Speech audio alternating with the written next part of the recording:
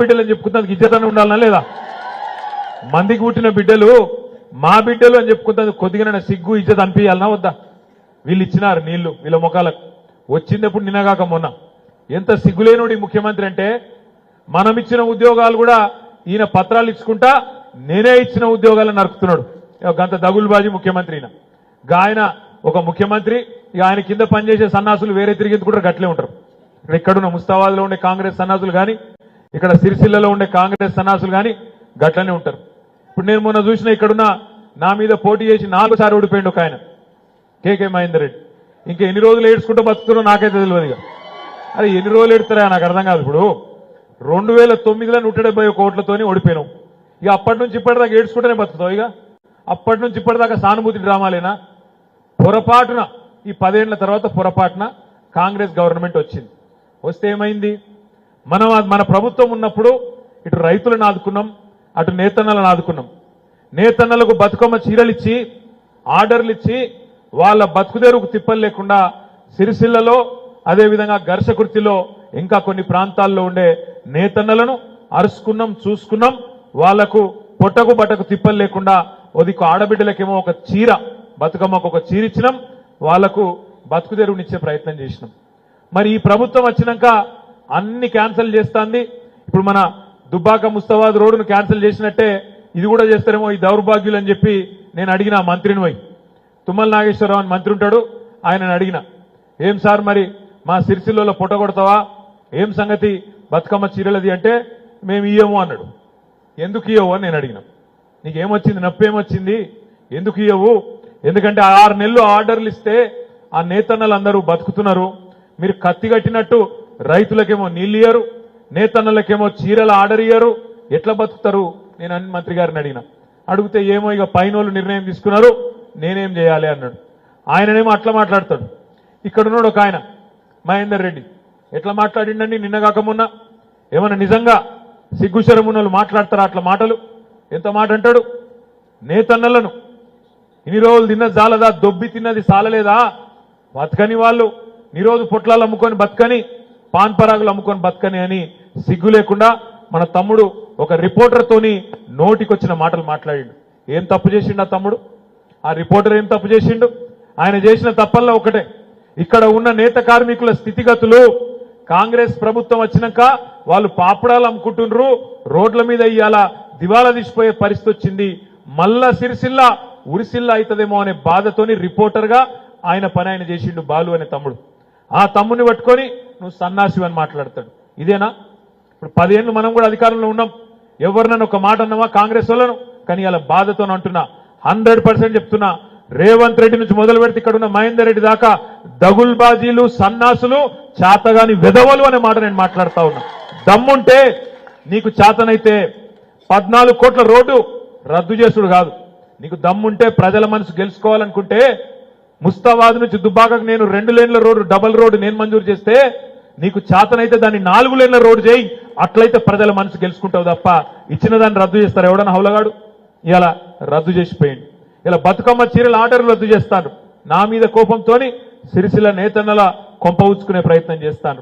కేసీఆర్ మీద కోపంతోని కాళేశ్వరం ప్రాజెక్టే దండుగా అని చూపెట్టాలన్న ఉద్దేశంతో చిల్లర రాజకీయం కోసం అక్కడ ఒక బుంగివడ్డ, పొక్కవడ్డ, కత్వగట్టి, ఒక చిన్న కత్వగట్టి దాన్ని మంచిగా చేయొచ్చు, కానీ చేయొద్దు. వర్షకాలం దాకా నానబెట్టాలి, అది కొట్టుకపోయేటట్టు చేయాలి, రైతులకు నీళ్ళు ఇయ్యద్దు, కేసీఆర్ ను బద్నాం చేయాలనే ఒక దివాలాకోరు దగుల్బాజీ రాజకీయం ఈ దిక్కుమాలిన ప్రభుత్వం కాంగ్రెస్ ప్రభుత్వం చేస్తున్నది. దయచేసి నేను బాధతో అంటా ఉన్నా, ఈ మాట ఖచ్చితంగా అంటున్నా. దానికి నా మీద కేసు పెట్టుకొని మీరు నా ఇంటిగా కూడా వీకలేరనే మాట కూడా కాంగ్రెస్ వాళ్ళకి నేను విజ్ఞప్తి చేస్తా ఉన్నా. కేసులకు భయపడేది లేదు, కేసులకు భయపడేది లేదు, జైళ్లకు భయపడేది లేదు, దేనికైనా సిద్ధమే. ఎందుకంటే ప్రజలను మోసం చేసి 420 లంగా హామీలు ఇచ్చి దొంగ మాటలు చెప్పి మీరు అధికారంలోకి వచ్చిండ్రు. ఏమన్నాడు రేవంత్ రెడ్డి? మర్చిపోయినాం అనుకుంటుండా?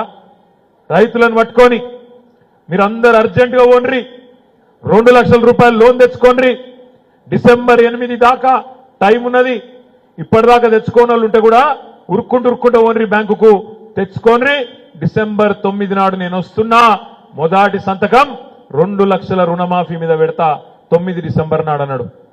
ఏమాయ మరి డిసెంబర్ 9 వీకింది, జనవరి 9 వీకింది, ఫిబ్రవరి 9 పోయింది, మార్చి 9 ఇంకో 2-3 రోజులైతే మార్చి 9 రానేవట్టే. ఏమాయన రేవంత్ రెడ్డి అంటే ఆయన అంటాడు నేను ఏడ కుర్చీలో కూర్చోనే లేదు, చదువుకోనే లేదు, అటు ఇటు వాయిస్తున్నారు నన్ను అని చెప్పి ఇలా పోయి పాపం ఆయన కొన్ని టీవీ ఛానల్లో కూర్చొని బాధ చెప్పుకుంటా ఉన్నాడు. నేను అడుగుతున్నా, మరి ఎవడు చెప్పమన్నాడు నిన్ను మాటలు? ఎవడు నరుకుమన్నాడు? డిసెంబర్ 9 సంతకం పెడతా, ఏకుతా పీకుతా ఎందుకు కొట్టినావు డైలాగులు? ఎందుకు చెప్పినావు పచ్చి అబద్ధాలు? ఒక్క 2 లక్షల రుణమాఫీ మాత్రమే కాదు, ఎన్ని మాటలు చెప్పిండు. కేసీఆర్ వేసేది బిచ్చం, 10,000 కేసీఆర్ బిచ్చం వేసినట్టేస్తుండు. రైతు బంధు నేను 15,000 ఇస్తా, ఒక వారం రోజులు ఆగుండ్రి 15,000 ఇస్తా అన్నాడు. పడ్డదా ముస్తాబాదులందరికీ రైతు బంధు? పడ్డదా? ఇలా రైతులు ఒకళ్ళ ముఖాలు ఒకళ్ళు చూసుకుంటారు. పాపం కాంగ్రెస్ కోట్లేసిన వాళ్ళు కూడా ఏం చేయాలో తెలియక దొంగకు తేలి పుట్టినట్టు ఏం చేయాలో తెలియక ఒకళ్ళ ముఖాలు ఒకళ్ళు చూసుకుంటారు. ఎంత మోసపోతివిరా అని. కేసీఆర్ ఉన్నప్పుడేమో వారం రోజుల లోపల రైతు బంధు టింగు టింగు టింగు అని ఫోన్లు మోగాలే, 7,000 కోట్లు మన కడుపుల సల్లగదలకుండా బ్యాంకులో పడితే ఆ రోజు కేసీఆర్ విలువ అర్థం కాలే. ఇలా రేవంత్ రెడ్డి వచ్చినాక ఇప్పుడు తెలుపుతాంది బాధ. ఏడవాయ రైతు బంధు అంటే ఏమో ఎప్పుడు వస్తుంది తెలియదు. కరెంట్ ఎట్లున్నది? కరెంటు కోతలు మొదలైనయా? లో వోల్టేజ్ సమస్యలు మొదలైనయా? నేను మొన్న పోయినా, నాగర్ కర్నూలు పోయినా, నేను మాట్లాడుతుంటేనే కరెంటు పోయింది 15 నిమిషాలు. ఏమైందంటే అందరు కిందికెళ్ళి నవ్వుతాను, జై కాంగ్రెస్ అంటాను. గట్లున్నది మరి మార్పు. ఇంకేం ఏమిట్లా ఏం మొదలు కాలే. బస్సు ఫ్రీ అన్నారు, బంగారం ఫ్రీ అన్నారు. ఇప్పుడు మరి పాత కళ్యాణ లక్ష్మి చెక్కులే ఇవ్వబట్టి ఎవడన్నా ఎక్కడన్నా తులం బంగారం ఇచ్చిండా? ఆడబిడ్డలకు మాటలు చెప్పినరు, బస్సు ఫ్రీ, బంగారం ఫ్రీ. కోడలుంటే 2,500, అత్తలుంటే 4,000. అత్తలే కాదు, ఆ అత్తకో ఒక ఆయన మామ ఉంటే కూడా ఆయనకో 4,000. కేసీఆర్ ఒక్కరికే ఇస్తాడు, ఇంట్లో ముసలోళ్లకు మేము ఇద్దరికి ఇస్తాం, 4,000 ఇస్తామన్నారు.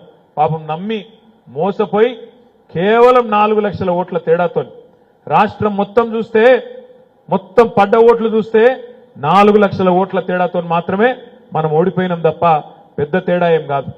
నేను మిమ్మల్ని అందరినీ కోరేది ఒకటే, నేను మన కరీంనగర్ లోక్సభకు సంబంధించి ఒక సమీక్షా సమావేశాన్ని హైదరాబాద్లో మన పార్టీ కేంద్ర కార్యాలయమైన తెలంగాణ భవన్లో పెట్టుకున్నాం. అందులో శేఖర్ గౌడ్ అనే ఒక తమ్ముడు, మానకొండూరు మండల పార్టీ ప్రెసిడెంట్, ఆ తమ్ముడు లేచి ఒక మాట చెప్పిండు. అన్నా, అమ్మతోడు చెప్తున్నా, అధికారంలో ఉన్నప్పుడు విలువ తెలియలేదే, కానీ ఇవాళ తెలుస్తాంది. ఇవాళ మా ఊళ్ళో కాంగ్రెస్ వాళ్ళు ర్యాలీ తీస్తుంటే, గెలుచుకుంటా జులూస్ తీస్తుంటే ఎక్కడో మేము దాక్కునే పరిస్థితి వచ్చిందన్నా. మాది మాకే ఇజ్జత్ అనిపిస్తున్నది. ఈసారి పార్లమెంట్ ఎన్నికల్లో తడాకా చూపెడతాం, ఖచ్చితంగా కష్టపడతాం, పార్లమెంట్ లో మన అభ్యర్థిని గెలిపించుకుంటామనే మాట ఆ తమ్ముడు నాకు చెప్పడం జరిగింది.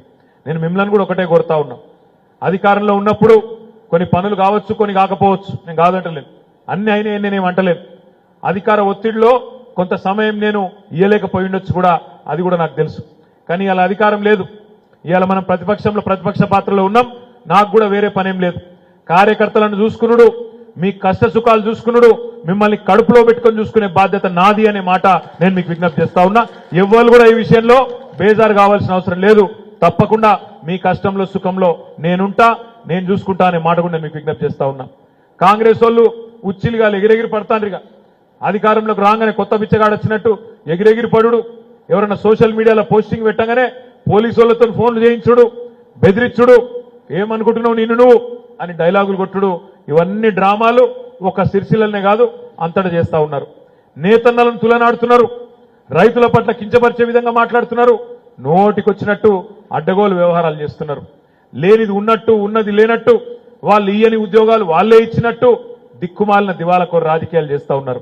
నేను మిమ్మల్ని అందరినీ కోరేది ఒకటే, ఈ 5 ఏళ్లు, రాబోయే 5 ఏళ్లు మనకు పరీక్షా సమయం. ఖచ్చితంగా మనం ఉద్యమంలో ఏదైతే స్ఫూర్తితో పనిచేసినామో రేపటి రోజున కూడా ఈ 5 ఏళ్ల పాటు తప్పకుండా పార్టీని పటిష్టం చేసుకుందాం.